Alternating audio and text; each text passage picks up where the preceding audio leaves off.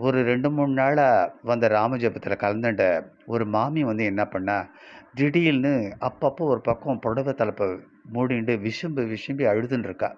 அவளுக்கு என்ன குறையோ என்னமோ தெரியல.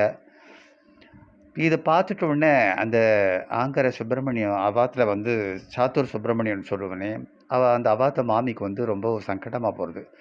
இது என்ன இது இந்த மாமி வந்து இங்க வந்து அழுதுன்னு இருக்கா பூஜையில அப்படின்னு சொல்லிட்டு, மனசுக்குள்ள நெனச்சுண்டு, "ஏன் இப்படி அழறீங்கோ?" அப்படின்னு சொல்லிட்டு அந்த மாமி ஆறுதலா கேட்கிறா.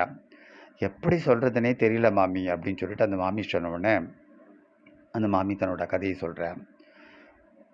நவராத்திரியில பூஜைய வந்து நிறைவா நடத்தி முடிச்சுட்டு, இந்த 9 நாள் உங்களுக்கே தெரியும்.